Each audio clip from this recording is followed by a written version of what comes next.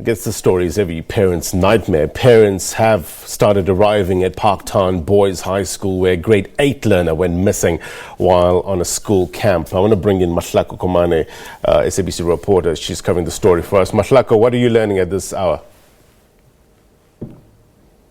Yes, Blaine, we are here at Parktown Boys High in Parktown, and we're definitely seeing a lot of parents arriving. We understand that these, I think, are grade 8 parents that the department will be addressing following that unfortunate incident that happened at in Brits with the grade 8 learner there that has gone missing, and there is that search. And of course, also quite interesting to see, obviously parents are very concerned. The excitement of grade 8, suddenly there's that anticipation, and also I think anxiety to find out if, is your child really okay? What is it that is going on here? So we'll definitely be hearing later on from the department, as well as the MEC, Mr. Lisufi, will be addressing parents here, and I suppose also staff, just to give us an indication of exactly what is it that happened. Also, just considering that about 2 years ago, we remember the school was, there were issues here at the school with the water polo coach, and the following year after the court case, the department had indicated to us that they were going to suspend for a while certain camps at the school. So we're going to be hearing what exactly is going on here and also what happened. But I have with me the department spokesperson, Mr. Steve Mabona, and I'm just going to try and find out how far is the search, what is it that's going on. Thank you so much for talking to us, Mr. Mabona. Thank you very much. Indeed, we can confirm that there's a child that is missing who went to a camp in the northwest in Brits. We received information last night, and MEC felt that this morning he had to go there. He, was there since 7 o'clock this morning. So the police are on site, we are aware. And he's been observing that search and rescue mission. For now, we don't have anything in terms of the latest. That's why he said by 1 o'clock, he will be, briefing the media here at the school to give an update on what transpired, and if there's a latest development, he should be in a position to do that. He will also be talking about the placement of learners, as you will know, that we still have challenges in some of our offices. And also maybe just an indication, have you been getting calls from parents, staff members? I mean, it must be really unsettling for parents.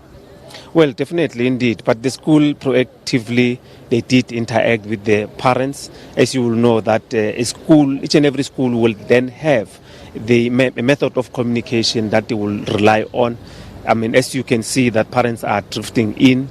They've been informed that learners will be arriving here at 10:30. So probably in anticipation, that's why you see parents, coming in to interact with the officials. There will be a briefing. We have our psychosocial unit team here. We have, we partner with our NGOs. Teddy Bear Clinic, I saw doctor is here as well. So we'll be working very closely with the parents just to conduct the process of counseling, to the entire school, community, talking learners, educators, everyone that is involved here should be receiving that professional assistance. Well, Mr. Mabona, we know that these grade 8 orientation camps are a common theme among schools in the province. Going forward, has any decision been made? Will we be looking at a review as to what happens? Because I think no parent wants to send a child to school or to school camp and not come back with a child. Well, definitely, but you'll also understand that 80% of what happens at schools solely, rely on the SGB or the authority is there. And if the majority of parents are saying, indeed, we don't have a problem with a camp, because remember, each and every learner will then sort a consent from a parent. And a parent, if does not have a problem with a camp, that is probably explained on what is it that they're going to be doing there, what is the purpose, how is the camp assisting the school. Then if parents are amenable to that, as a department, it will be difficult. It will be extremely challenging for us to say all these camps must stop. That's why even the suspension of this current camp, we had to jointly do that with the school. And MEC went there in the morning and they agreed that, look, we really need to suspend the camp. Hence, the camp was then suspended and they said learners must then come back home.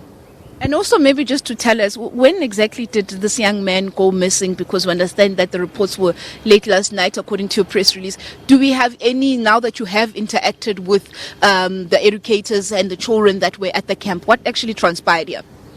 Well, we received information last night, but we can confirm that the incident occurred on the 15th.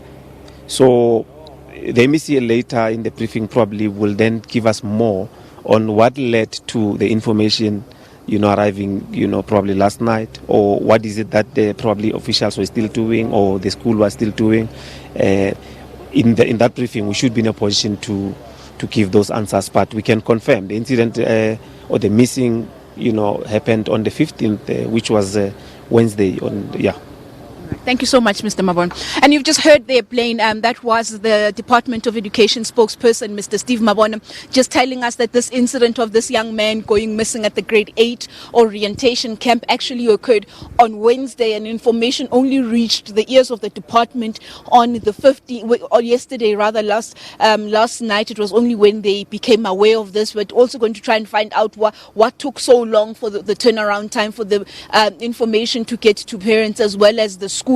And I think also quite importantly, just to find out what is it exactly that transpired. And we also understand that the search is still continuing in Brits there, with MEC Lusufi still there, but we are expecting him to be here to brief not only the media but also to speak to parents as well as educators here at Parktown Boys at around about 1 o'clock. We're hoping that will happen, and perhaps by then we will have an update as to, has this young man been found, what would the latest be. We'll wait for that briefing at 1 o'clock. Thank you very much indeed for your reporting there, Mahlako Komane, live for us in Johannesburg. We're going to